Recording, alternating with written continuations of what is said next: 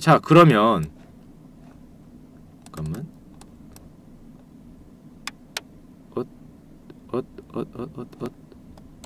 잠깐만요. 인터넷이 안 들려. 됐다. 자, 그러면 갑자기 오늘따라 웬일로 본론부터 얘기하네?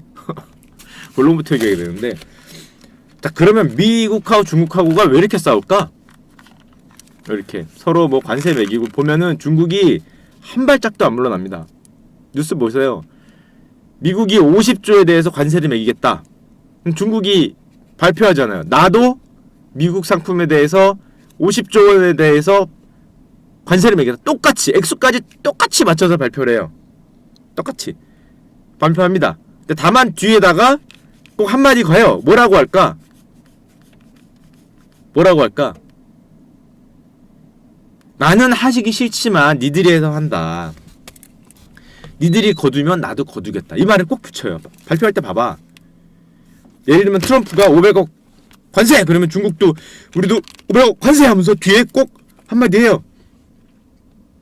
니들이 먼저 해서 그렇다. 우리 먼저 하기 싫다. 우리 이런 거 하기 싫다. 니들이 안 하면 안 된다. 전세계요 도와주세요. 나에게 힘을 줘 파수들아 이러면서 뒤에다가 주저리 붙여요. 잘 보세요. 나에게 힘을 줘 얘들아. 월드 글로벌아 분들 저 형이 우리 500억 때린데 우린 어쩔 수 없이 때려. 이 말을 아주 길게 붙입니다. 근데 럼프 형은 이번에 500억 때 니들이 보복관세라면은 2천억 달러에 대해서 하겠다. 4배를 더 하겠다. 뭐 이런 것도 발표했죠. 4배를 더 하겠다는 그러고 있거든. 실제로 4배에 대해서 만약에 정말 한 번 더 때린다. 그럼 저기서 한 번 더 밀리겠지. 정말로 2천억 불에 대해서 이렇게 맞불 작전이 아니라 이제 우리는 뭐 진짜 파멸과 충격과 파멸 작전으로 간다. 우리는 500억 불을 니네들이 맞불을 놓으면은 우리는 이 산을 아예 홀라당 태우겠다. 이래갖고 진짜 2천억 불에 대해서 뭐 실제로 날짜해서 발표하면은 또 주구장창 또 가시겠죠. 주구장창 가실 수 있는데, 자, 그러면 왜 미국이 럼프 형이 왜 저렇게 중국을 세게 공격하고 중국도 뭔가 좀 양보해도 될 것 같은데 지금 하나도 양보를 못하고 저러고 있잖아요. 그 이유가 여러분 사실은 좀 아셔야 되는 게 있는데 다들 알죠? 우리만 모를 뿐. 자, 우리 진핑이 형이 불과 얼마 전에 다시 주석이 되셨죠. 다시 중국의 넘버원이 되셨습니다. 얼마 전에. 자, 우리 진핑이 형이 내세우는 게 뭐예요? 진핑이 형이 내세우는 거. 진핑이 형이 자국 내에서 연설만 하면은 한 30번, 40번쯤 얘기하는 게 있어. 이게 할 때마다 그 얘기를 해. 이게 할 때마다 가자라는 얘기를 합니다. 뭘 가자? 이거 가자. 이거. 중국몽 들어보셨어요? 중국몽. 맨날 중국몽 그래. 중국몽. 우린 여기다 왠지 뒤에다가 이렇게 키자를 붙이고 싶은데. 죄송합니다. 우리 옛날에 우리 몽형 어디 가셨냐 요즘에 몽형. 와, 몽형 어디 가셨지 우리? 이빨 것 때문에 없어지더니 우리 몽형 좀 그립긴 한데 하여튼 붙이고 싶은데 중국몽 그래요. 중국몽이 뭐야? 장식님이 20개를 후원하였습니다. 장식님 감사합니다. 중화민족이 어딨어? 우호 16국이겠지. 응? 중국몽이 뭡니까? 위에 써있어요. 중화민족의 부흥에 대한 꿈. 뭘 인체의 신비 등장이야. 중화민족의 부흥에 대한 꿈. 위대한 중화민족의 역사. 이게 언제적 얘기야? 중국 패권주의. 중국의 꿈을 실현하는 위대한 중화민족의 부흥이 중국몽입니다. 간단하게 얘기하면 위대한 중화민족의 부흥. 위대한 중화민족의 부흥이 뭐야 얘네 입장에서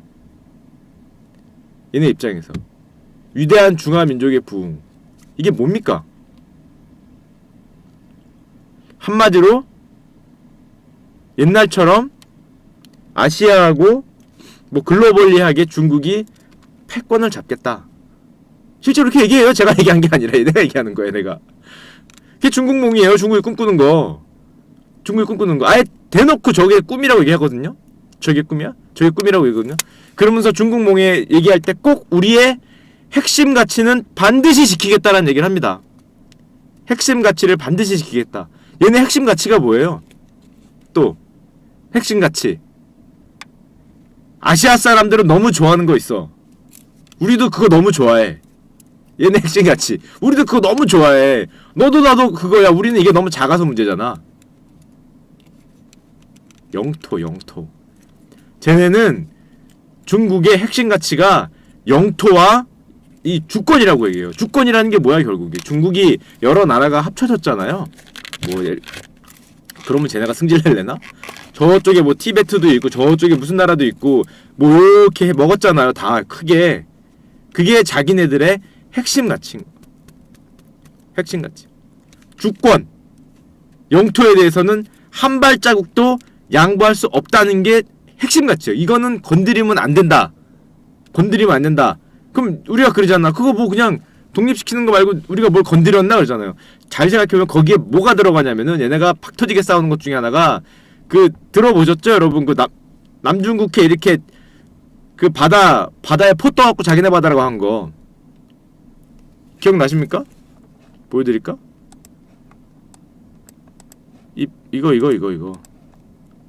이거 보면은 남중국해 이렇게 포 떠서 이게 자기네 바다라고 하는 거 아니에요? 이게 제1도련선입니다. 제1도련선. 도련선. 이게 뭐냐면은 2020년까지 이 선을 자기네들의 그 중국에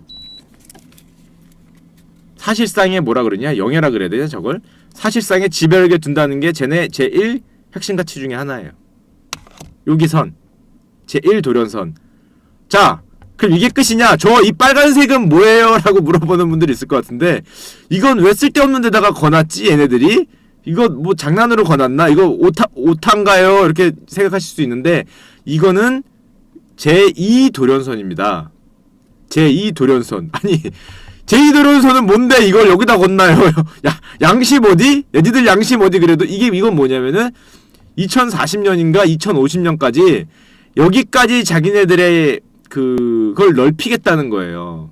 이게 제2도련선입니다. 이게 군사 비밀이 아니야. 대놓고 저걸 추진하는 거야. 대놓고 저걸 추진하고 있거든요. 이게 2020년, 이게 2050년이에요. 근데 얘네는 이걸 양보할 수가 없어. 왜? 저게 중국의 핵심 가치야. 핵심 가치. 야 그러면은 중국몽 우리나라 영어로 하면 뭡니까? 차이나 드림이잖아. 차이나 드림. 그럼 그렇게 얘기할 수 있어요. 아니 미국도 아메리카 드림이 있었는데 중국은 차이나 드림이 있고 똑같은 거 아니에요? 다르죠? 야 미국의 아메리칸 드림은 우리가 미국 가면은 여기 못 살아도 미국 잘 사니까 나도 미국 시민권 얻어서 나도 잘 먹고 잘 살 수 있다. 미국 가면 잘 먹고 잘 살 수 있다. 이래갖고 막 유럽 애들 막 유럽에서 옛날 못 살던 애들 뭐 아시아 애들 뭐 전 세계에 좀 어렵게 살던 애들이 전부 미국 갔잖아. 아메리카 가면은 나도 부자 될 수 있다. 나도 부자 될 수 있다. 이게 아메리카 우리들 그 시민들의 드림이었잖아. 중국의 중국몽은 뭐예요? 중국의 중국몽은 저거는 중국 지도자들의 드림입니다. 지도자들의 드림. 진핑이 형이 내가 중국몽을 이뤄내겠다. 그러니까 나를 뽑아라. 내가 중국몽을 할 테니까 나를 뽑아라. 이게 한마디로 그 형이 다시 집권을 할 수 있는 사상의 근본 원천을 삼는 거예요. 제 생각에. 여러분 너무 진실이라고 생각하면 안 돼요. 아닐 수도 있죠. 저보다 중국 전문가들이 많기 때문에 그냥 뉴스를 통해서 보는 제 생각에 내가 중국몽을 해줄 테니까 나를 계속 뽑으라는 거잖아요. 언제까지? 중국몽이 이루어질 때까지. 그러니까 진핑이 형 입장에서는 중국몽을 양보할 수가 있어요? 자기를 뽑아준 근원이 중국몽인데 자기가 물론 주장했지만 자기가 그걸 양보해버리면 자기 집권 기반 자체가 흔들리잖아. 기반 자체가. 그렇기 때문에 핵심 가치를 양보할 수가 없다고. 핵심 가치가 저런 겁니다. 저런 거. 지금 보여주신 저런 거. 그래서 뭐 티베트나 뭐 위구르 지역 뭐 독립 뭐 저런 바다 주권 이런 거에 대해서 저쪽은 중국은 양보할 생각이 아주 전혀 대단히 없어요. 할 수도 없고 얘네 몇 개 보여드릴까요? 이런 식으로 광고하죠.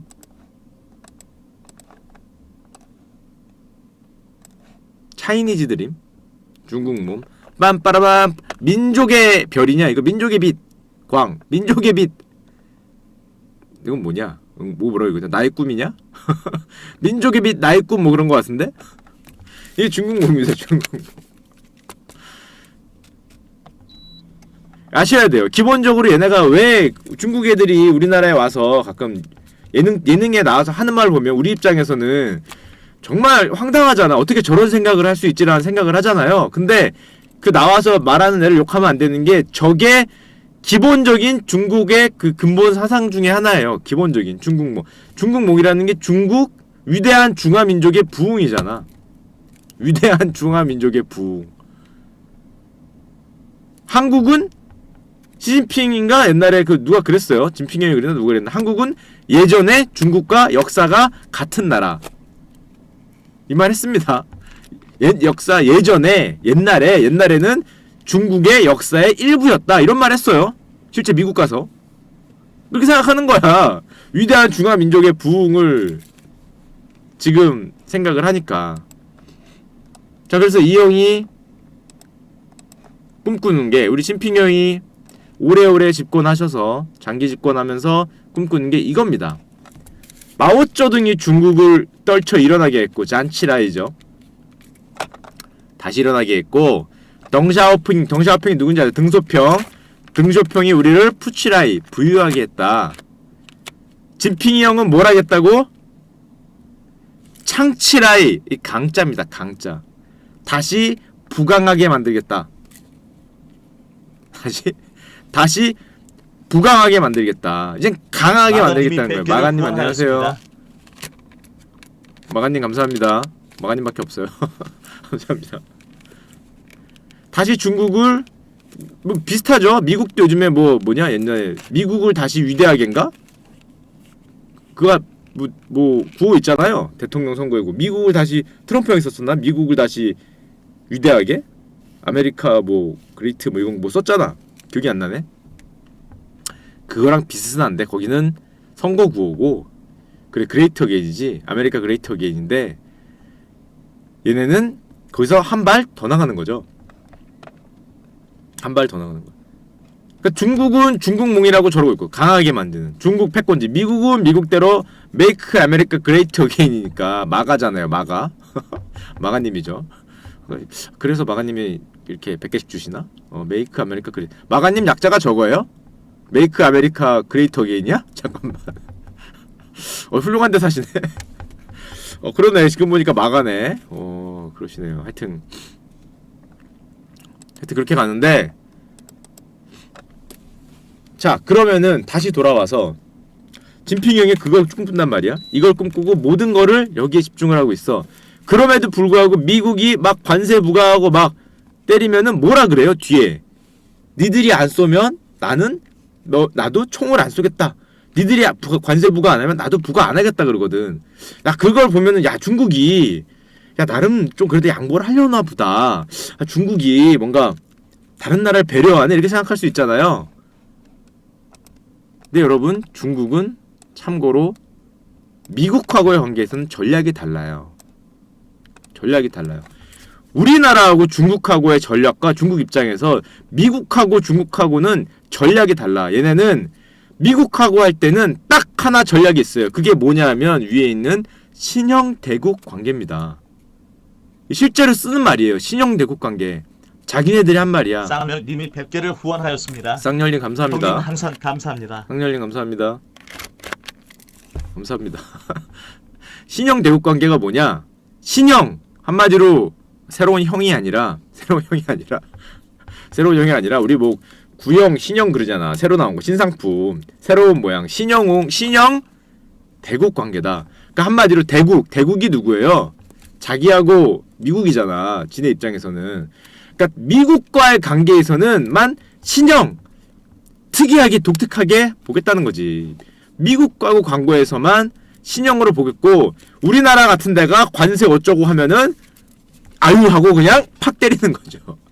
아유 저기는 러시아 이런 데 잘 안 쳐줍니다. 자기들은 G2야 G2 미국하고만 특별히 신형 대국 관계고 우리나라 같은 경우는 신형 같은 소리가 근데 구형 소국 관계죠. 구형 소국 관계. 지금 러시아는 그 관심도 없어요. 위는 시베리아잖아. 뭐 갔던 말던가. 위는 저기 그 시베리아잖아요. 그러니까 거기는 별 관심이 없고 미국하고만 신형 대국 관계. 그러니까 보면은 있죠. 시중핑부터 해서 중미는 협력 동반 관계를 바탕으로 21세기 뭘 만들어야 돼요? 신형 대국 관계를 만들어야 된다. 맨날 신형 대국 관계를 만들어야 된다. 신형 대국 관계. 신형 대국 관계라는 게 한마디로 얘기하면은 너와 나는 서로 봐주고 건들지 말고 우리끼리 사이좋게 다 해먹자라는 거거든요. 내가 너희 미국에 뭘 안 건드릴 테니까 우리 도련선, 뭐 티벳 이런 거, 인권 이런 거 건들지 말라는 거지. 건들지 마. 야, 너도 해먹고 나도 해먹고 우리 야 불쫙 근 다음에 예전에 그 누구야 뭐 포르투갈하고 스페인이 옛날에 다 해먹으려고 손 하나 근 다음에 왼쪽은 뭐 스페인 거, 포르투갈 거, 오른쪽은 스페인 거 이 짓 했잖아. 전 세계 금 근 다음에 21세기에 다시 한번 금 긋고 있는 거죠. 신형 대국 관계 금을 긋자. 내 거 건들지 않으면은 너 거 안 건드릴게. 사실상 이거죠. 내 거 안 건드리면 네 거 안 건드릴게. 이게 중국의 그 대미 기본적인 그래서 미국하고의 관계를 보면은 굉장히 막 약한 말 많이 해. 약한 말. 험블림블님이 20개를 후원하였습니다. 응? 신입사원인데 팀장님이 6시에 퇴근하라고 가서 퇴근했는데 점점점. 팀장님은 8시까지 계셨어요. 어쩌죠? 아니 괜찮습니다. 괜찮습니다. 괜찮아요. 그 몇 번 하면은 다른 회사 신입사원이 될 수 있어요. 다른 회사 신입사원. 좋은 경험이 될 수 있습니다. 좋은 경험. 그쵸? 꼭 간다고 가는 애들 있죠. 간다고 가는 애들 있어요. 우리 대리들 자꾸 간다고 가던데. 우리 대리들 자꾸 간다고 가. 참 이해할 수가 없어. 야, 뭐 34살, 35살짜리들이 간다고 가고 집에 지금 가면 뭐 그렇습니다. 하여튼 뭐 그렇고요. 근데 무슨 소리 하는 거지? 뭐 대리면 갈 수도 있죠. 대리는 갈 수도 있지. 그래서 대리예요. 그 자리를 다른 사람 대리할 수도 있는 거잖아. 그래서 대리인 겁니다, 여러분. 대리. 네 자리는 누구나 대리할 수 있다. 농담 아니죠? 그래서 대리입니다, 대리. 대리는 가면은 가는 거죠. 대리하면 되니까. 자, 간단합니다. 간단하고요. 야, 내가 대리했던 때가 언제 기억이 안 나지만 하여튼 대리는 뭐 대리할 수 있으니까 뭐 언제든지 뭐 가시면 되고요. 자, 대리는 그냥 뭐 대리운전이잖아. 1688 전화 걸어서 그 대리운전 부르면 되기 때문에 훌륭합니다. 자, 대리 훌륭하고요. 자, 그래서 이게 신형 대국 관계가 미국하고는 저렇다. 그럼 우리나라한테도 우리도 신형 대국 관계로 해주세요.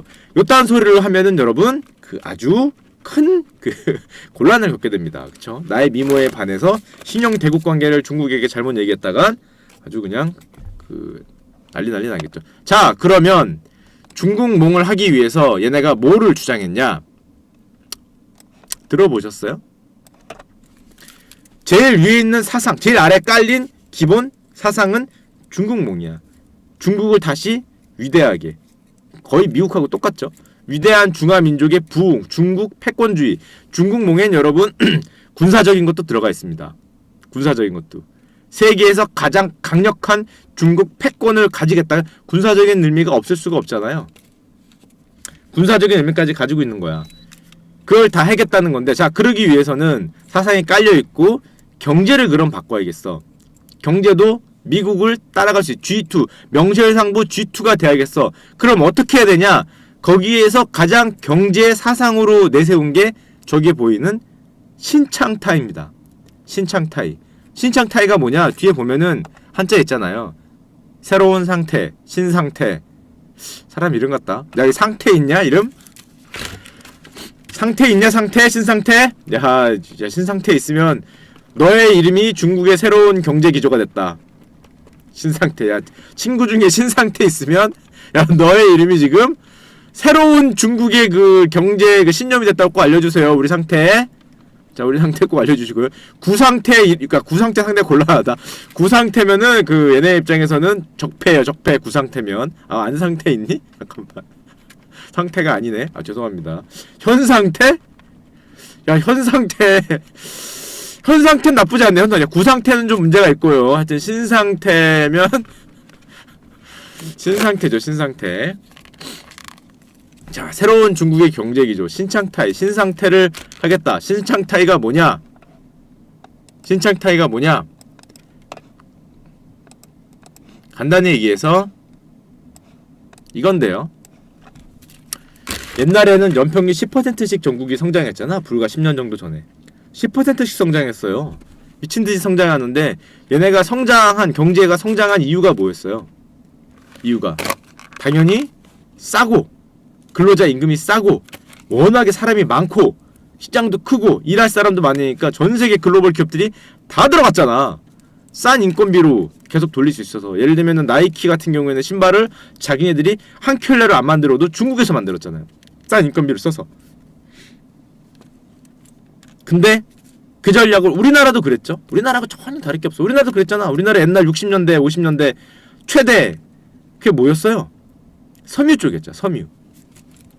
인건비 싸니까. 섬유, 뭐 가발 뭐 이런 거 옛날에 많이 만들었잖아요. 우리나라 제1 수출품이 가발인 적도 있었어요. 가발. 섬유 가발. 왜냐? 인건비가 쌌으니까. 사람은 많고. 중국도 그랬다고. 똑같이.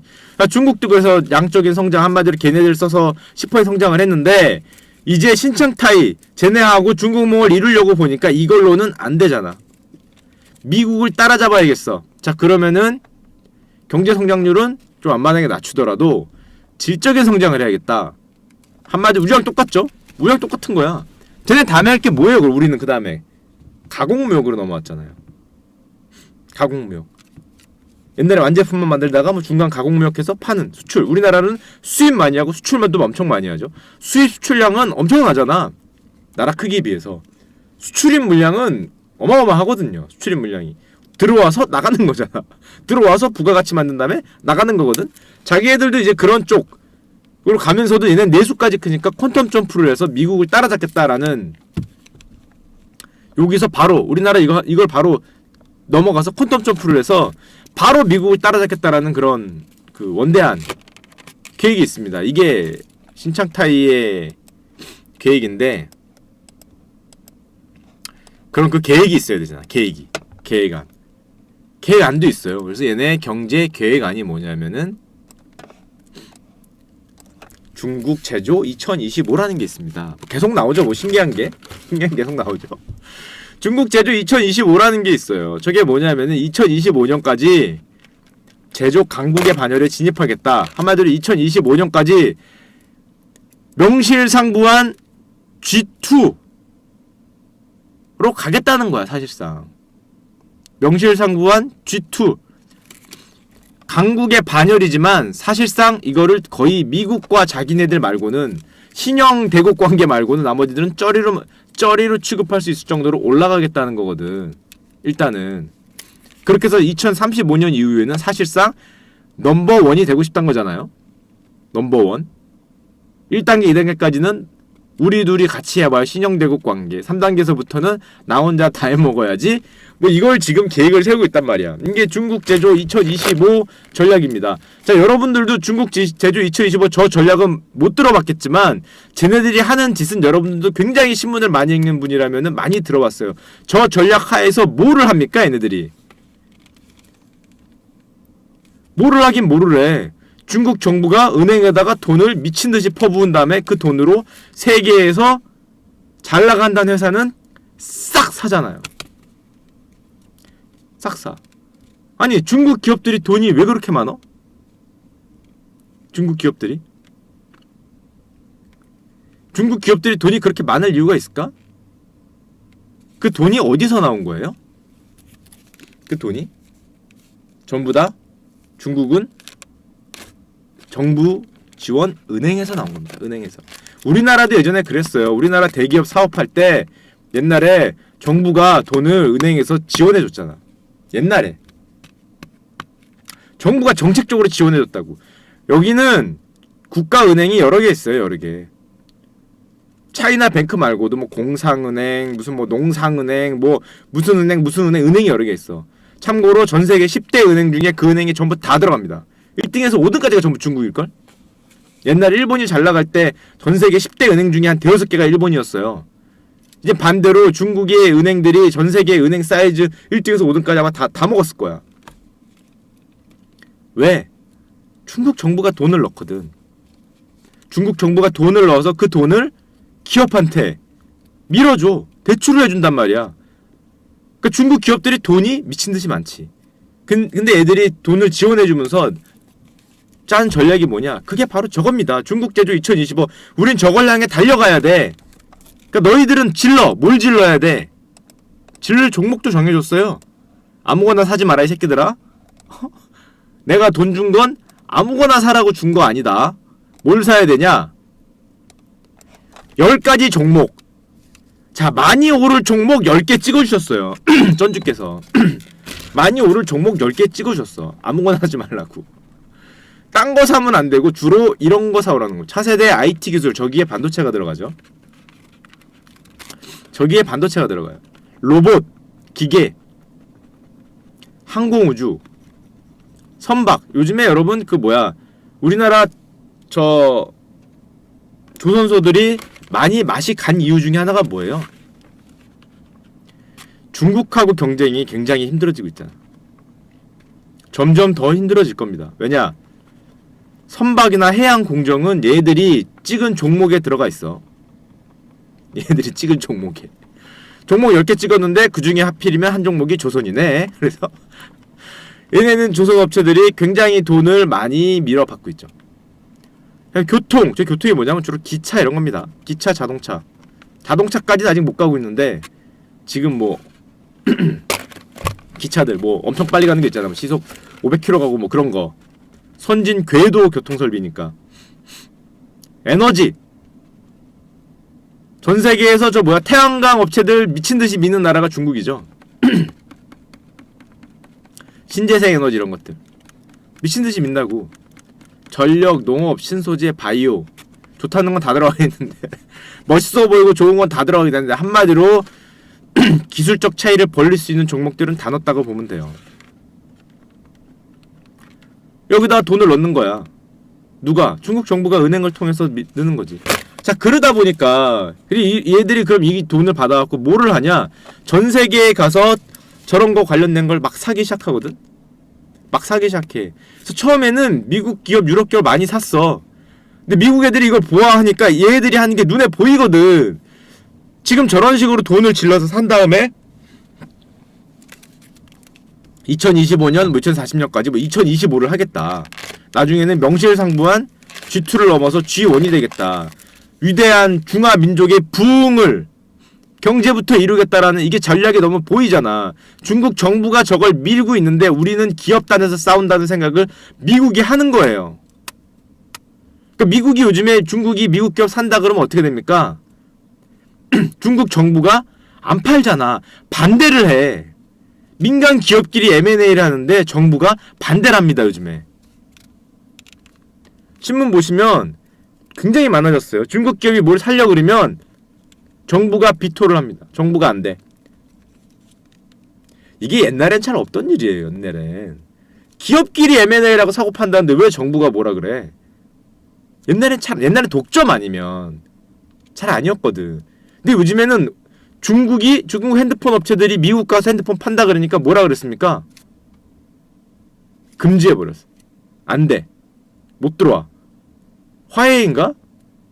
어디 매장 통해서 자기네들 핸드폰 팔려다가 금지 먹었어.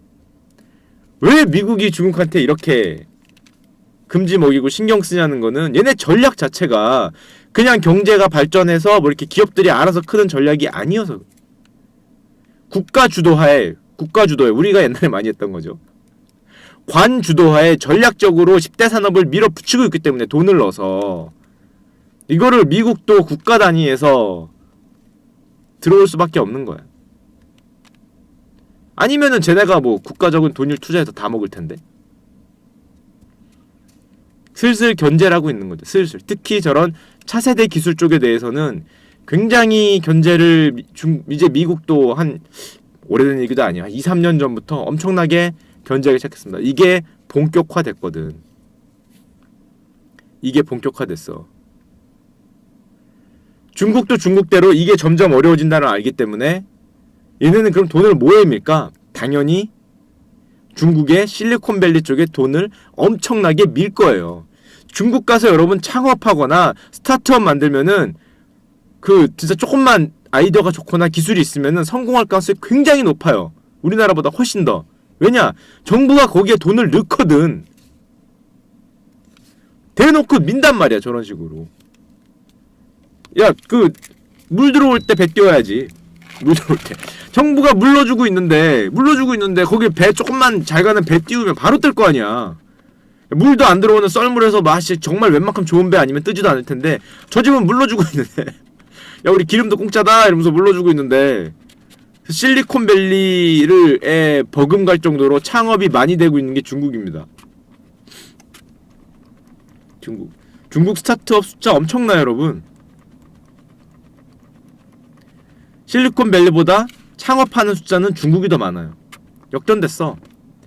실리콘밸리에서 일하는 사람 얘기를 제가 들어봤거든요. 근데 들어봤어. 중국 저게 어떻게 생각해요, 스타트업을? 그랬더니 거기 일하는 사람이 진짜 솔직히 이러더라. 아직은 우리가 앞선다고 생각한다. 실리콘밸리 일하는 사람이에요. 실리콘밸리. 아직은 우리가 앞선다고 생각한다. 그럼 미래 어떻게 될 것 같아? 물어봤거든. 그랬더니 미래에도 우리가 앞설 거야. 앞설 거야 라고 얘기를 하더라고요. 왜? 뭘 믿고? 그랬더니 저기는 저런 식으로 정부가 밀어서 하지만 우리는 문화가 다르다. 우린 자율적인 문화이기 때문에 저렇게 관이 주도하는 것과 우리들의 그런 어떤 창의성 측면에서 우리가 낫지 않겠냐라는 쓸데기 없는 자부심과 자존심으로 얘기하던데 그것까진 모르겠어. 누가 더 잘 나갈지는 모르겠는데 그럼에도 불구하고 지금 사실상 실리콘밸리하고 양대 산맥으로 불릴 정도로 엄청나게 커졌어요. 엄청나게. 우리나라가 더 어려워지는 이유 중에 하나입니다. 더. 다 해먹겠다는 거잖아. 저기 더. 우리나라 반도체 기술자들이 뭐 자꾸 일로 기술 갖고 돈 많이 받고 넘어간다며. 그래서 문제가 된다며. 그러니까 어떤 논평인가 만화에서 뭐 걔들만큼 주던가 뭐 이렇게 써놨긴 했는데 걔들만큼 주면 좋겠죠. 저도 걔들만큼 주기를 간절히 바랍니다. 제 기술자는 안 하지만 왜 근데 쟤들이 이렇게 많이 쓸 수 있느냐? 당연히 정부가 밀고 있으니까. 돈 넣어주면서. 이게 기본적으로 미국과 중국의 제가 보기에 통상 마찰의 근본적인 원인이 여기에 깔려 있습니다. 단순히 경제가 아니거든. 단순히 기업 하나의 그 문제가 아니라 얘네들이 이걸 통해서 중국몽을 이루겠다라는 그런 전략이 있는 거야. 굉장히 장기 전략이 있는 거지. 20년, 50년짜리 전략을 갖고 밀어붙이니까 저쪽이 그런 식으로 밀어붙이니까 미국도 대응을 하죠. 용어부터 벌써 뭐 마가잖아. 메이크 아메리카 뭐 그레이트 어게인이라며. 용어부터 중국몽과 대칭되게 만들었잖아. 우리도 위대하게 만들 거다. 지금 우리가 그 와중에 있는 거예요. 럼프 형이 공약한 7대 무역 조치를 봐요. 7번부터 볼까? 중국 보복, 6번 중국 제소, 5번 중국 지정, 4번 이거 사실상 상무부가 중국 점검, 3번 사실상 중국하고 무역 협상가 임명, 2번 1번만 이건 뭐 기존에 들어있던 거니까 TPP하고 나프타에 지금 가입돼 있는데 이건 가입돼 있는 거 어떻게 할 거고 3번, 4번, 5번, 6번, 7번은 누굽니까 이게? 중국이야 중국.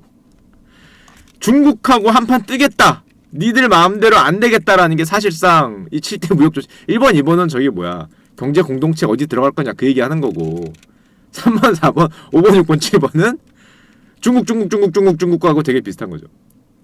특히 5, 6, 7은 아예 대놓고 중국이잖아. 중국. 아예 차이나가 앞에 써있잖아.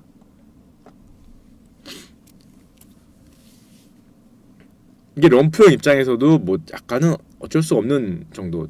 럼프형도 럼프형인데 중국 그 진핑 형이 굉장히 강하게 밀어붙이고 있는 겁니다. 저 정도. 굉장히 강하게 밀어붙이고 있는 거예요. 반도체에 뭐 몇십 조를 쏟겠다. 그런 얘기를 하는 게 기업이 하는 게 아니잖아요. 반도체 인수하는 주체 보셨습니까, 여러분? 칭화대학이 만든 무슨 기업이 반도체 회사에 엄청 인수하고 있거든요. 칭화대학이 무슨 돈이 있어서 반도체 회사를 인수하겠어? 우리로 치면은 뭐 연고대가 뭐 아니면 카이스트가 돈이 어디 있어서 그런 반도체 회사를 10조 20조 인수해요.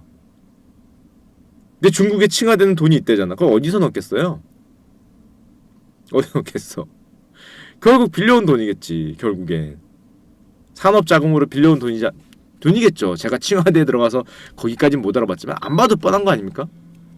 카이스트가 돈이 어디 있겠어? 자, 현재 그런 상황이에요. 현재 그런 상황. 자, 그러면 이걸 보여줄까? 중국이 그러면 내세운 걸 지금까지 잘 해오고 있었냐? 아래 파란색이 중국이 내세웠던 목표고요. 빨간색이 실제입니다. 지금 보시면 알겠지만 94년부터 2017년까지는 한 번도 정부 목표 아래로 간 적이 없어요. 조작일지라도 94년부터 심지어 2008년에도 리만 브라더스 사태 때도 목표를 하회한 적이 없어. 한마디로 시키면 까는 겁니다. 시키면 까는 거야, 얘네는. 중간에 정부 목표가 이렇게 한번 내려왔잖아요. 보면 여기다가 이게 지금 10%, 8%, 9% 하다가 지금 6%대로 내려왔죠. 6%, 7%로. 이게 아까 말한 신상태, 새로운 상태로 가겠다. 신상태 그 전략으로 일단 내려온 거고, 저 위는 무조건, 물론 이거 뭐 조작이 좀 많겠지만 조작이건 어쨌든 간에 맞춰왔단 거지. 조작이건 어쨌건 간에 맞춰왔더니 까면은 까는 거죠. 사라면 사는 거야. 종목 10개를 밀라면 미는 겁니다. 얘네는 미는 거야. 이유 없어. 위에서 미라는데. 내 생각이 아닐 것 같아. 그거 안 살래요. 그러면은 그날 잘리는 거예요.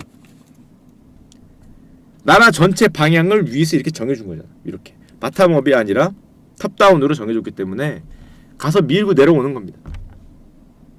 그럼 중국이 이런 전략으로 성공을 했냐? 그동안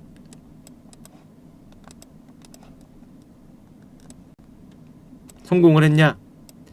빨간색이 중국의 제조업 종합지수인데요.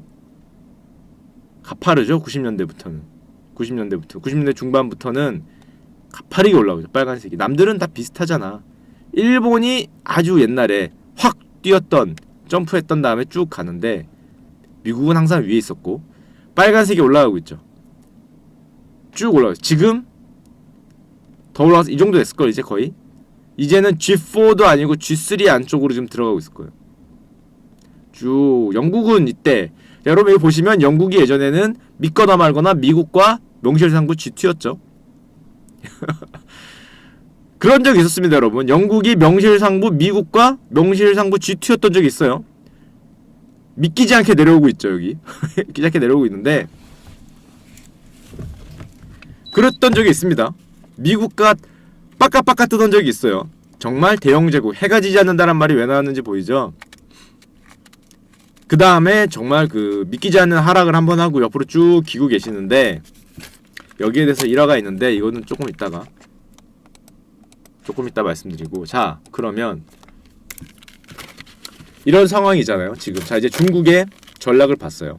중국의 전략, 위대한 중화민족의 부흥이라는 전략이 있는데, 미국도 미국대로 메이크 아메리카 다시 미국을 위대하게 마가 전략을 하잖아요. 그레이터 어게인을 하는데, 이때 진핑이 형이 요즘 같은 걸 상황을 보고 이런 표현을 썼어요. 투키디데스 함정에 빠지면 안 된다. 이게 진핑이 형이 한 말입니다. 투키디데스 함정에 빠지면 안 된다, 이런 표현. 이게 뭔지 아세요? 투키디데스 함정이 뭔지 아시면 정말 대단하신 분입니다. 진핑이 형이 한 말이에요. 투키디데스 함정에 빠지면 안 된다. 아 그거 그쵸 그거죠. 아 그거예요 그거. 디도스에 빠지면 안 된다고? 투키디데스 함정이 뭐냐면 투키디데스 트랩이라고 쓰는데 한마디로 넘버1이 있는데 넘버2가 올라오면은 넘버1과 피치 못하게 싸울 수밖에 없다는 거예요. 한마디로 우리 학교 1장이 있는데 2장이 너무 머리가 커버리면 1장과 싸울 수밖에 없다는 겁니다. 이게 어디서 나왔냐? 이게 어디서 나왔냐면은 그래요. 제가 아바님 말씀하시는데 옛날 고대 그리스에 펠로폰네소스 전쟁이라고 있었어요. 기억이 나십니까? 기억이 나세요? 옛날 고대 그리스의 압도적인 그 지배까지는 아니더라도 이 강자가 누구였어요? 기초 상식이니? 강자가 누구였어요? 아테네였잖아. 아테네가 델로스 동맹이라는 걸 맺고 사실상 그쪽을 지배하고 있었는데 누가 머리가 커졌습니까? 머리가 커진 게 누구야? 누가 머리가 커졌어? 스파르타의 머리가 커졌잖아요. 러빙유인님이 27개를 러빙유인님 후원하였습니다. 나는 쿠키데스. 러빙유님 감사합니다. 자, 스파르타의 머리가 커졌어. 스파르타가 아테네에게 맞서서 펠로폰네소스 동맹을 만듭니다. 아테네는 델로스 동맹으로 저기에 요즘으로 치면 미국이었죠. 스파르타가 중국이 돼서 덤벼요.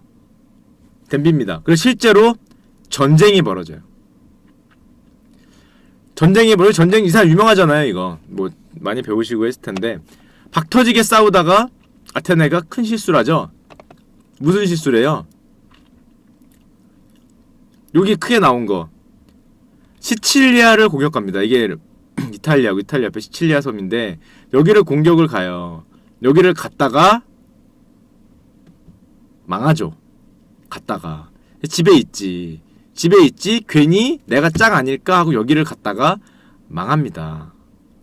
여기를 갔다가 망해요. 병력이 꼴까닥 박살이 나고 그때 당시 아테네가 왜 강했냐면은 사실은 페르시아 쪽을 이쪽을 다 먹었거든. 보시면 여기가 다 주황색이잖아. 이쪽을 잘 보면은 이쪽이 그 당시에는 세계의 중심이었으니까 이쪽이 다 주황색으로 둘러있잖아. 에게해가 주황색으로 둘러있잖아요.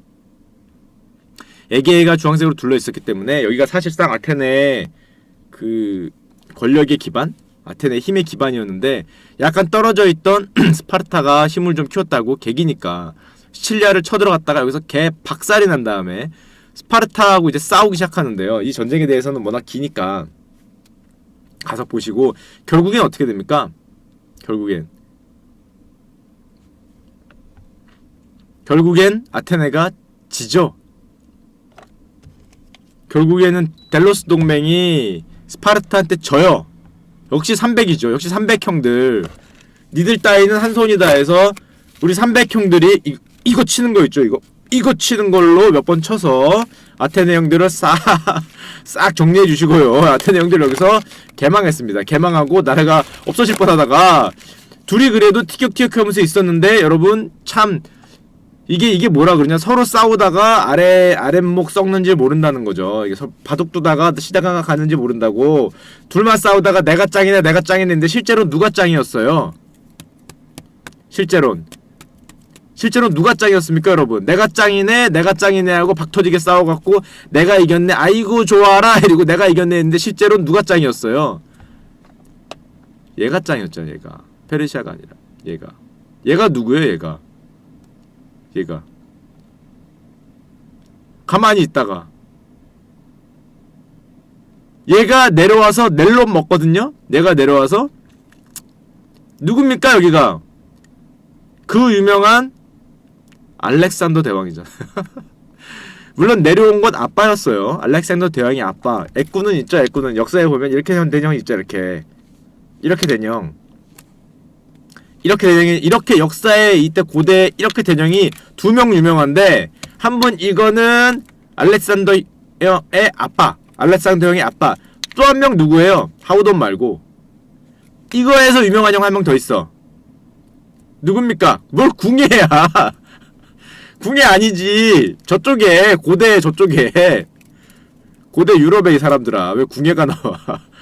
정답 한 명 나왔어요. 한 명 나왔어. 두 분. 뭘 궁예야 궁예.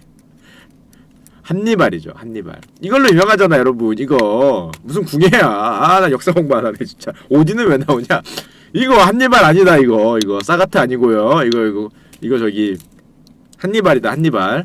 한니발 하면은 양들의 침묵밖에 생각 안 나는 분은 반성해야 됩니다. 한니발 했는데 양들의 침묵 외에는 내 머리에 떠오르는 게 없다.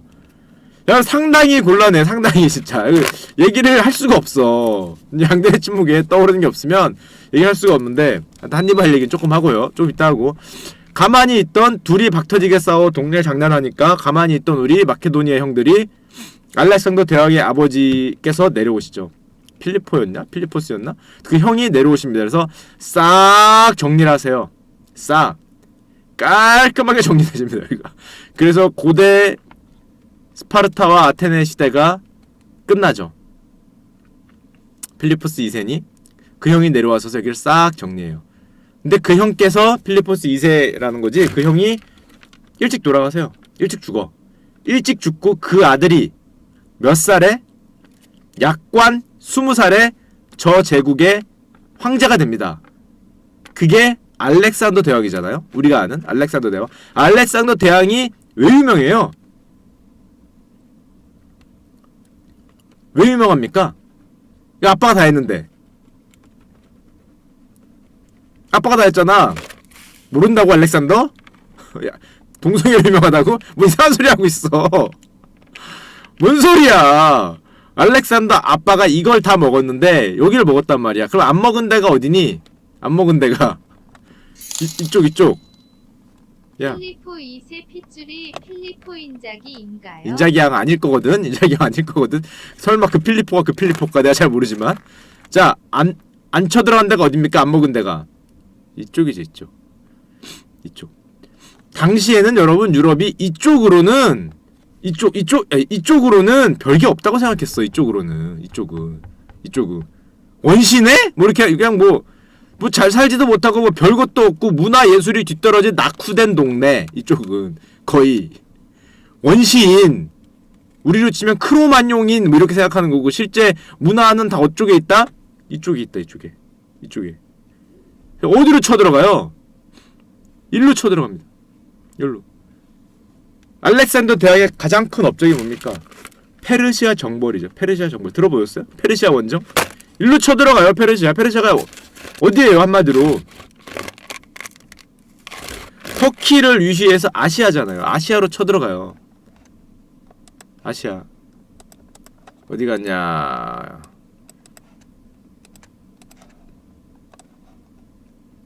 들어보셨죠?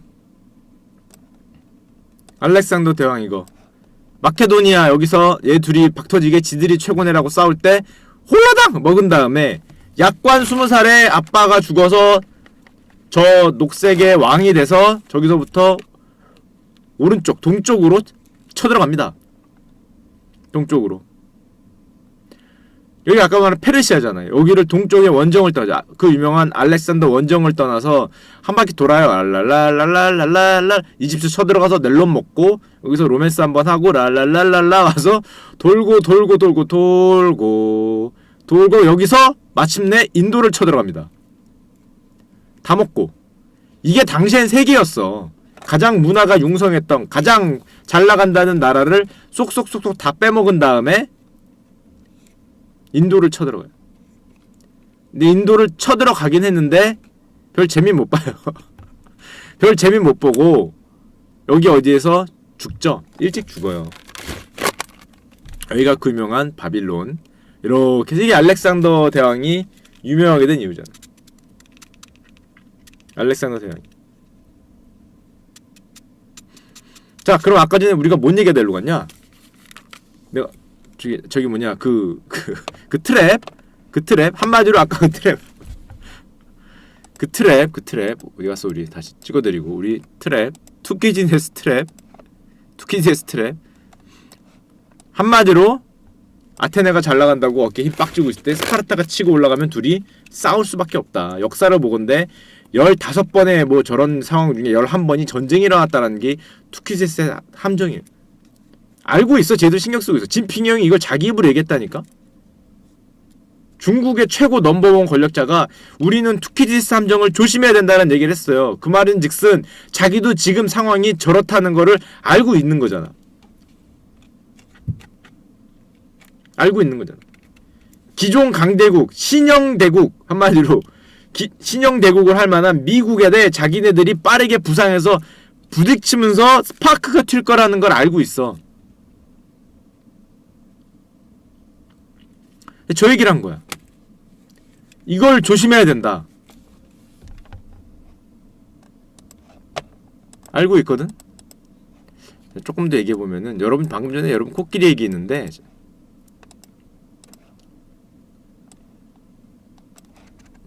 이게 여러분 그 우리 저 뭐냐 투타워 우리 그 투타워 그 반지의 제왕 보면은 이분 나오시죠? 반지의 제왕 영화 보였어요? 저분 몰고 뛰어다니는 그 동양인 나오잖아. 동양인처럼 생긴 애들. 그거를 서양인이 멋지게 잡잖아요. 새끼들이 말이야. 어떻게 뭐 그런 마음에 안 드는 장면이죠. 우리 입장에서는. 저 원시적인 코끼리를 타고 다니는 동양인을 그 금발의 서양인들이 멋지게 말도 안 되게 뭐 뛰어 올라가면서 화살 쏴서 코끼리를 죽이잖아. 전 코끼리가 아니라 거의 맘모스 타고 다니는데 금발의 그 서양인 비슷한 애들이 죽이는 그런 장면이 많이 나오는데 이 장면의 원조가 누구예요? 이 장면의 원조가 저 장면의 원조가 서양인들의 머릿속에 저렇게 해서 정말 커다란 승리를 거둔 사람이 그쵸 야 잘하시네 한니발이죠. 한니발 이 얘 눈 하나 가리네. 레골라스 아니거든? 레골라스 아니거든? 이런 이미지를 심게 되는 원조가 저 당시 우리로 치면 뭐라 그럴까? 저 당시 유럽에서 아직까지 넘버원 장군으로 꼽히는 게 한니발이잖아요. 한니발. 저 고대 그리스에서부터 로마 시대까지 최고의 명장을 꼽아라. 최고의 명장을 꼽아라. 그럼 누굴 꼽겠어요? 이순신을 꼽는다고? 한니발을 꼽잖아요. 서양 애들은.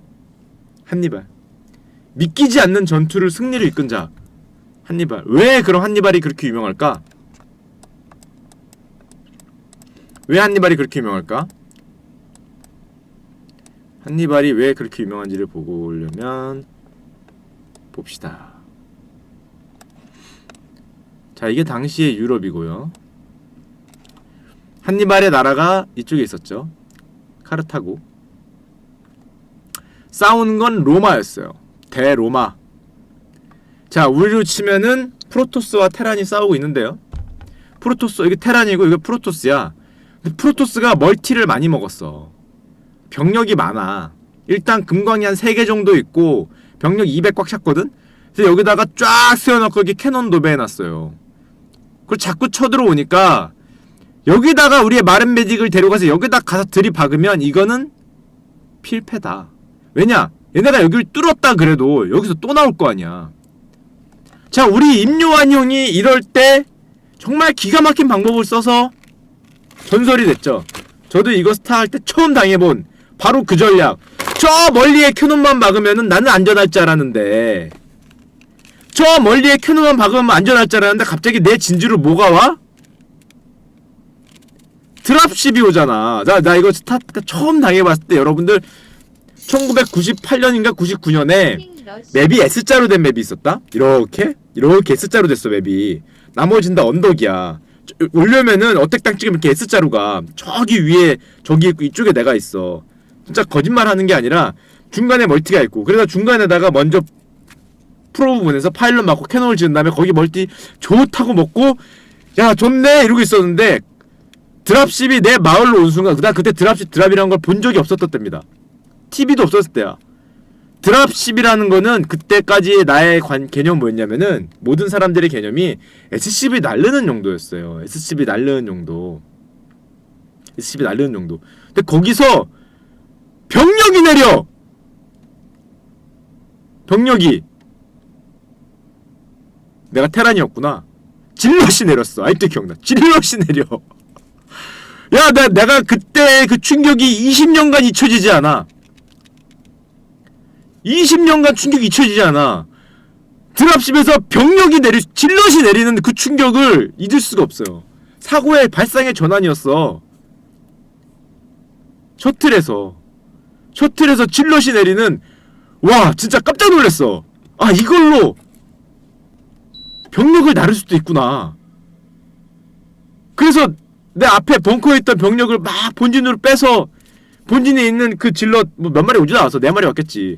걔들 막 마린으로 막고 있으니까 앞에서 진치고 있던 질럿들이 내 벙커 사이를 유유히 걸어 들어와서 내 멀티가 날아가고 게임이 터졌던 기억이 있는데, 야, 리버드랍 같은 거는 그 당시에 상상도 못했어. 그건 한참 뒤에 나온 얘기. 한참 뒤에.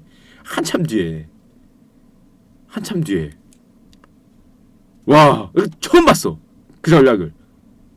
진짜로. 거의 컴퓨터하고, 여러분들은 그때 컴퓨터 하거던 시대고요. 이기석 예전입니다. 기석이 형은 나중에 나왔어. 쌈장 형은 나중에 나오고, 그것보다 훨씬 예전이야. 그 당시에 보통 사람들은 컴퓨터하고 1대1 이기네 지네 이걸로 박 터지게 하고 있을 때거든. 워크래프트 1, 워2 나왔을 때요. 오약 하면서 빨간 피 매기는 거 달려가는 워2 나왔을 때 얘기입니다. 워2 나왔을 때. 그 드랍십이라는 개념이 스타크래프트에서 처음 등장했어요. 워크래프트 2에는 있었나? 없었던 것 같은데? 신주영 아저씨 이전 시대야. 이기석 이전, 훨씬 이전 시대야. 훨씬 이전 시대. 자, 그 시절입니다. 자, 똑같아. 여기에 지금 캐논 받고 질럿이 있어. 얘네 입장에선 받고 싸우면은 캐논 밭을 뚫어도 져. 야, 그렇잖아요. 프로토스가 캐논 받고 수비하고 있는데 마린 메딕으로 그거 뚫으면 뚫어도 집니다. 뚫어도 줘. 저 신주영 옛날에 봤었어요. 저보다 어렸었나? 기억도 안 나. 어렸던 것 같아. 그 아이디 쓰는 형들도 봤었고. 근데 걔들은 제 한참 하던 다음에 나중에 나온 애들이야. 애들이라 그러면 죄송하지만 나중에 나온 분들이었어요. BNG 길드라 그래서 거기에 나중에 나오던 분들이고, 그분들 이전 뭐 그분들이 집에서 혼자 했었는지 모르겠어. 그때는 PC방에 전국에 2개 있고 그랬어요. 2개, 3개. PC방이라는 데가 옛날에는 오락실 있잖아. 오락실 옆에 컴퓨터 몇 대 놔뒀었어. 처음 등장했을 때.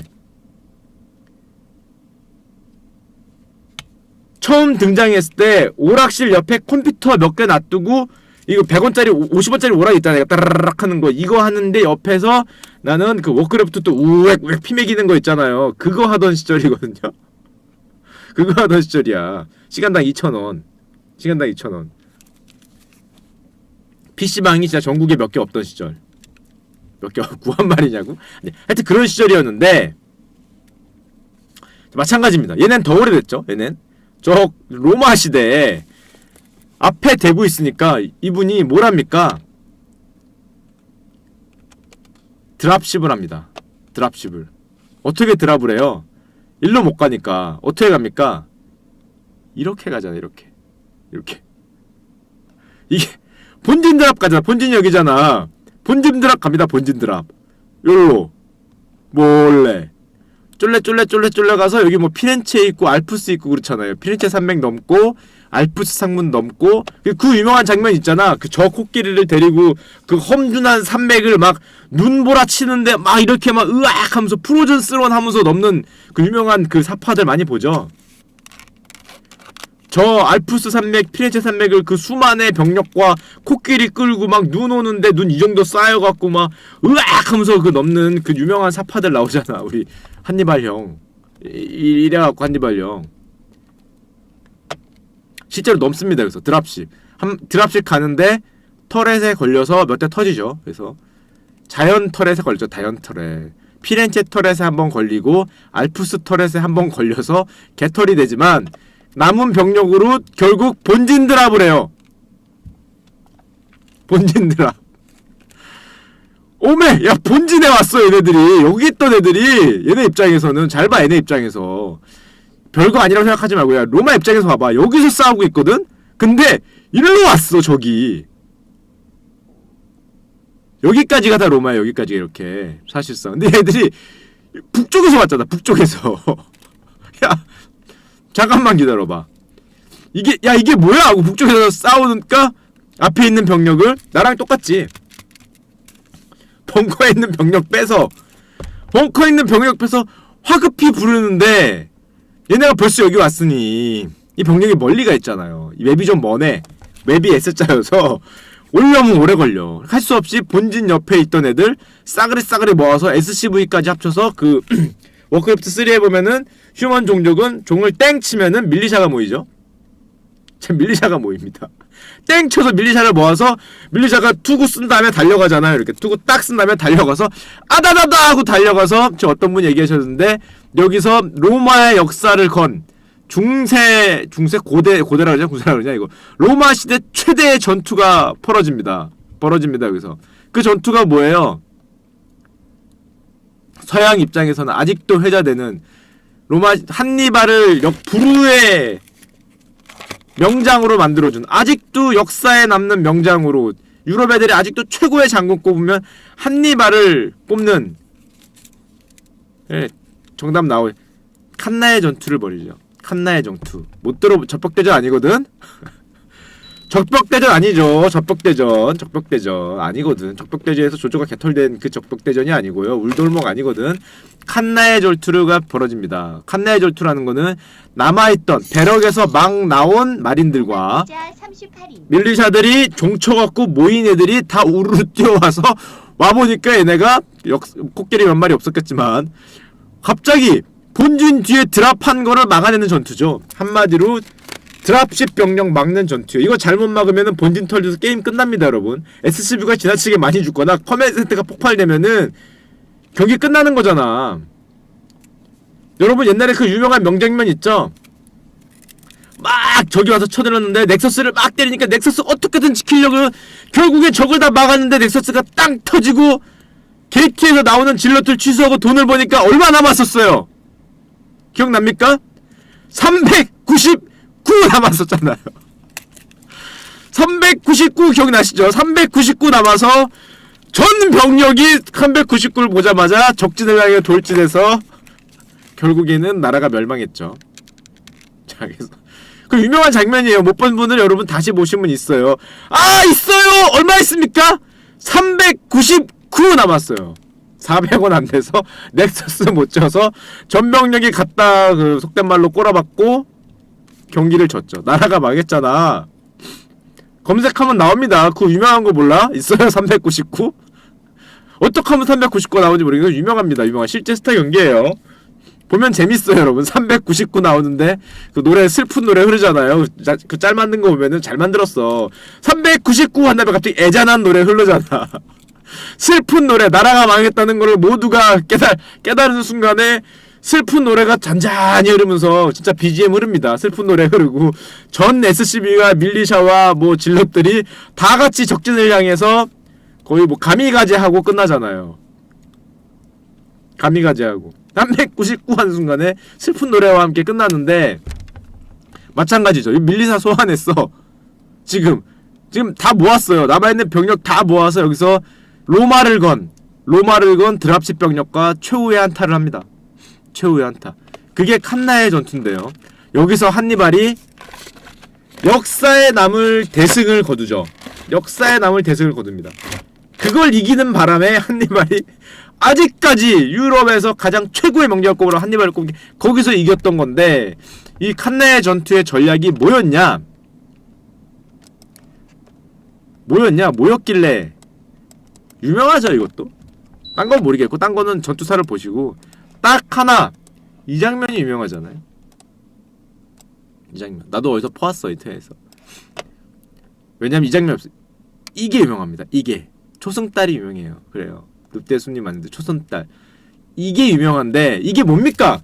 야, 우리나라도 이수진 장군님이 저거 했잖아. 저게 뭐예요? 그래, 하객진이잖아. 가운데를 쏙 들어가고 양쪽 양익을 펼쳐서 가운데로 들어온 적을 이렇게 치는, 요즘엔 고전이 됐지만 하객진. 우리가 스타할 때도 하잖아. 가운데 들어오면은 양쪽에서 치잖아요. 숨어있다가 들어오면 양쪽 썬큰깨로 적이 들어왔을 때 생각해봐. 썬큰과 저글링이 같이 싸우면 마린 메딕이 밀릴 수 있다. 근데 마린 메딕이 먼저 썬큰을 때릴 때 뒤에 숨어있던 저글링이 뒤를 치면 이깁니다. 이겨요. 신기하지? 썬큰 때리고 있을 때 뒤를 저글링이 치면 이겨요. 근데 썬큰하고 저글링이 같이 있을 때 마린 메딕이 들어오면은 져! 그래, 물론 이렇게 가운데가 동그랗게 있다가 배가 쏙 들어가면서 하객진이 됐어. 그건 아는데 이게 원래대로 하자면 이게 동그랬는데 얘네들이 가운데로 쳐들어오니까 뒤로 물려서 하객진이 돼서 결국엔 가운데로 들어온 애들이 전멸을 하잖아요. 이걸 똑같잖아. 진짜 희한해. 썬큰 때릴 때 치면은 이깁니다. 근데 썬큰하고 저글링이 같이 있다가 싸우면 져요. 지죠. 똑같아요. 얘네도 우연이건 필연이건 간에 형태가 이런 식으로 안으로 쏙 파여졌고 글로 우리 밀리샤들이 진격하다가 안에서 사이오닉 스톰 맞고 블리자드 맞는 거죠. 밀리샤니까. 우리 아크메이지님한테 블리자드 3레벨 블리자드 여기서 맞으면서 바로 저 세상으로 가시죠. 우리 가운데 마운틴 킹님이 쿵쿵 따 한번 찍어주시고요. 쿵 찍고 위에 블리자드 3레벨 내리는 순간에 여기가 헬이 됩니다. 밀리샤들의 시체가 쫙 펼쳐지죠. 이거 밀리샤 되는 거죠? 가운데 밀리샤 들어왔다가 블리자드 한번 맞으면 사이오닉 스톰 저글링 들어왔다가 하객진에서 사이오닉 스톰 맞으면 그냥 쫙 가는 겁니다. 자, 쿵쿵따 우리 쿵쿵따 마킹님이 아바타 변신한 다음에 물약 만땅 들고 쿵쿵따 미친듯이 찍는 거죠.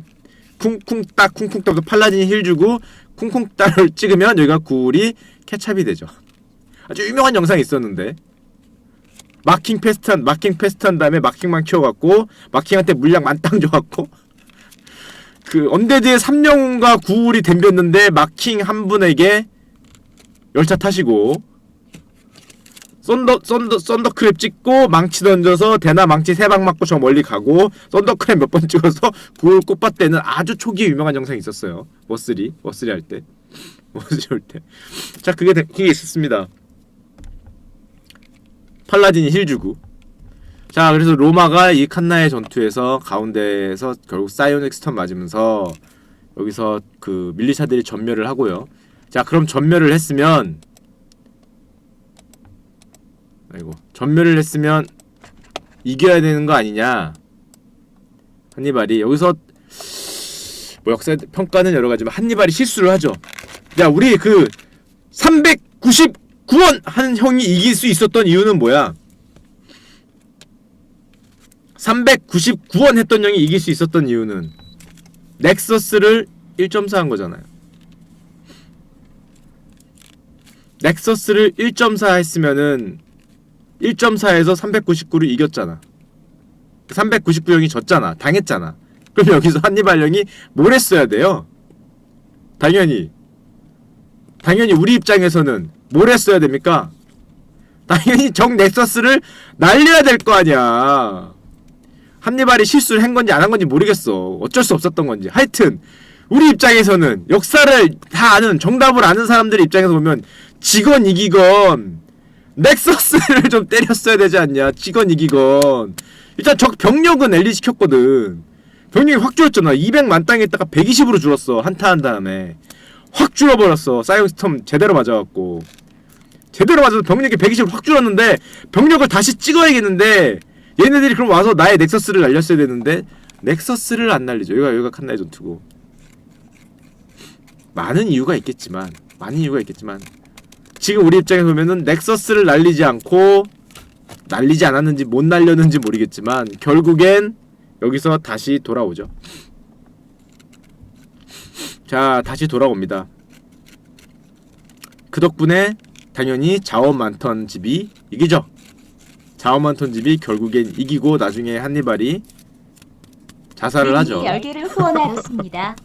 한니발 자살을 하는데 그 유명한 얘기들 많아요. 여기 얘들 나중에 또 일로 와서 또 이 로마의 유명한 장군하고 여기서 또 한타 합니다. 또 한타인데 그 한타는 지죠. 헛소리 오지게 하는 중님이 10개를 후원하였습니다. 근데 이탈리아가 패션 나라인 이유가 하이힐처럼 되어 있네. 하이힐처럼 생겼네요. 자, 그래갖고 결국엔 나중에 아프리카 여기서 또다시 한타라는데 그 한타는 져요.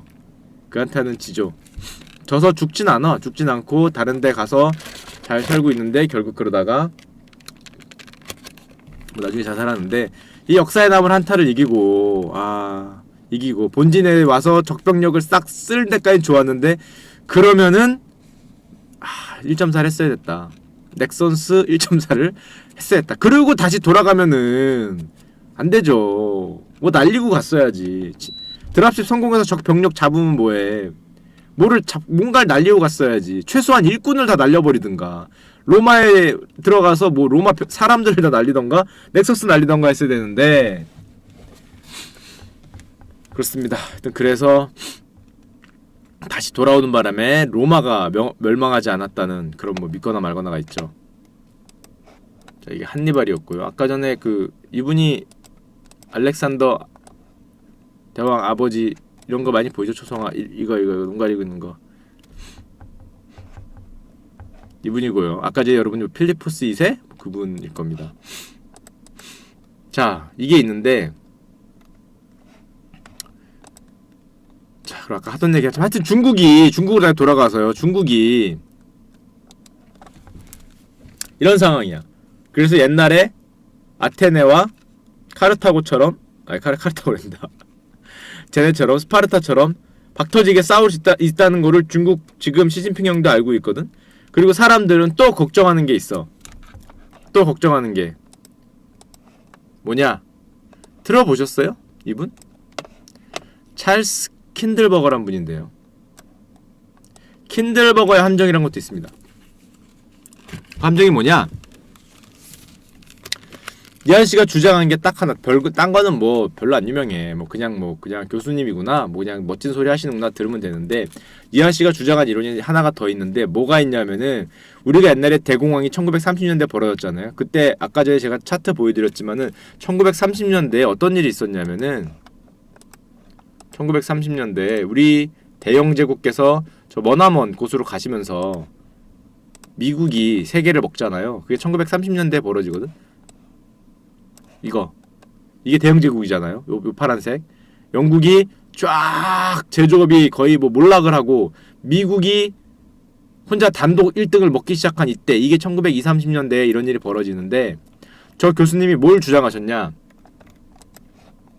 대공황의 원인은 1인자가 바뀌게 됨에 따라서 발생하는 혼란이다 이런 말을 주장했어. 이게 무슨 말이냐면은 영국이 망하고 미국이 세계 최고 세계 G1 사실상 넘버원으로 등극하면서 영국 아래서 익숙해져 있던 세계가 미국 아래서 익숙해지려니까 그게 익숙해지지 않아서 대공황이 발생했다. 그게 킨들버거의 함정입니다. 이 아저씨가 주장했던 얘기. 킨들버거 교수님이. 자, 그러면 중국도 걱정하는 거예요. 뭘 걱정해? 자기네들이 1인자가 되면 세계가 대공황 같은 거에 발생할까봐 걱정을 합니다. 그래서 우리는 그렇게 생각하죠. 아니 네가 그걸 왜 걱정해? 아니 벌써 그거 걱정하고 있나? 실제 걱정합니다 여러분. 아주 크게 걱정하고 있어요. 아니 아주 크게 걱정하고 있습니다. 거짓말이 아니라 아주 크게 킨들버거 함정에 대해서 굉장히 많이 연구를 하고 있다.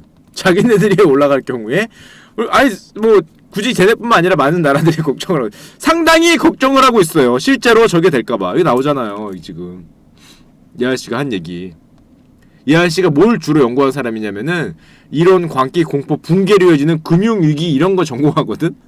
뭔가 망하고 패닉 빠지고 뭐 이런 거 전공해. 금융 붕괴. 그 1인자가 바뀔 때 그런 붕괴가 일어날 수 있다라는 이론을 주장한 형이야. 킨들버거 아저씨의 시오리인데 그 시오리를 굉장히 걱정하고 있습니다. 자기들이 이게 되는 순간에 그 미국하에서 익숙해져 있던 사람들이 좀 위험하지 않을까? 이런 김칫국을 우리가 보기엔 그렇지만 진지하게 걱정하고 연구하고 있어요. 진지하게.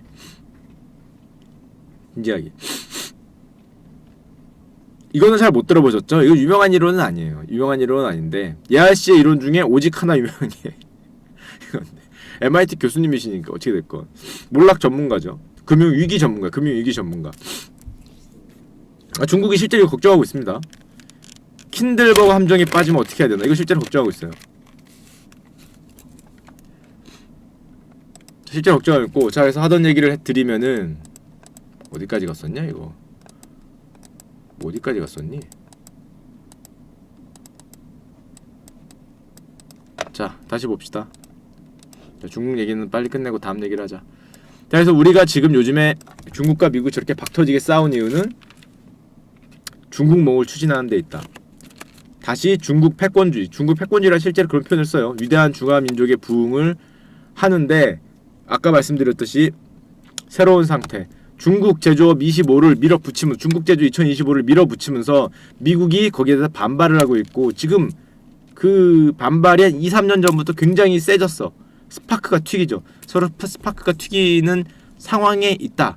중국도 이걸 섣불리 양보할 수 없는 게 진핑이 형의 지금 집권하는 근본 사상이 그런 거기 때문에, 그거 어떻게 보면은 집권하는 이데올로기잖아요. 집권하게 된 이유, 자기를 뽑아야 되는 어떤 그 뭐라 그럴까, 앞에 내세우는 정의, 뭐 그런 거기 때문에 양보하기가 상당히 힘들어. 양보하기가. 자, 그럼 중국의 마지막으로 중국의 그 최종 목표를 봅시다. 2025년까지 세계 제조업 2강에 가겠다. 미국과 중국, 독일과 일본을 제치겠다는 거예요. 제치겠다는 거예요. 2012년까지는 자기들은 1위가 미국, 2그룹이 독일과 일본, 3그룹이 그래도 다행히 한국 넣어줬어요. 영국, 프랑스, 한국, 중국. 기분은 나쁘진 않습니다. 왜냐면 나쁘진 않지만 하여튼 자기네들하고 옛날 역사를 같이 했던 애들이라고 얘기를 하니까 어이구 감사해라. 좀 감사합니다. 좀 살짝 감사한데 실제 경제 사이즈는 그 정도는 되죠. 감사하게 생각하고요. 이 자리를 빌어서 제가 그 진핑이 형에게 심심한 감사를 보내드리고요. 감사합니다. 3그룹에라 넣어주시니 쩌리로 웬일로 신형까지는 아니더라도 하여튼 그 다음에는 이제 2025까지 최소 2단계 또는 1단계까지 올라가겠다라는 그런 중국 제조 2025 전략 중간에 있다. 우리는 미국은 저걸 막고자 열심히 싸우고 있다. 마가 전략을 쓰면서. 그렇기 때문에 중국은 앞으로 몇 년간 스타트업이 무조건 떼돈을 벌 수밖에 없고, 중국 은행들의 사이즈가 전 세계에서 가장 큰 은행 사이즈가 될 수밖에 없겠죠. 정부 돈이 들어가니까. 아까 중국이 찍어줬던 종목들 있잖아요. 그 종목들에 있던 데는 그 상당한 투자가 예상이 되고 이미 실행이 되고 있죠. 그 종목과 겹치는 우리나라 기업들은 그걸 잘 생각하고 대처해야 될 거예요. 쟤네가 뭘 밀까? 왜 밀까? 다들 아시겠지만 우리가 종목 볼 때도 그걸 좀 생각하고 볼 필요가 있어요. 자, 그런 얘기를 잠깐 드렸고요. 그래서 왜 중국과 미국이 요즘 들어서 저러고 있는가? 왜 중국이 남중국해는 절대 양보 못한다고? 남중국해는 절대 양보 안 할 거예요, 여러분. 양보할 수가 없어. 중국몽이 근본적으로 핵심 가치를 건드리지 않는 건데, 핵심 가치가 쟤네는 영토가 들어가 있어요. 영토와 주권. 주권이라는 게 뭐예요? 다른 나라들의 주권이 아니라 내가 저 나라가 아니지. 티벳이나 이런 건 중국의 주권 하에 있다는 거기 때문에 거기는 절대 못 건드릴 겁니다. 절대. 진핑이 형이 중국몽을 깨지 않는 한, 진핑이 형이 물러나지 않는 한 그건 건드릴 수가 없어요. 이거는. 그걸 건드리는 순간 진핑이 형이 물러나야 될 거야. 그렇기 때문에 지금 건드릴 수가 없는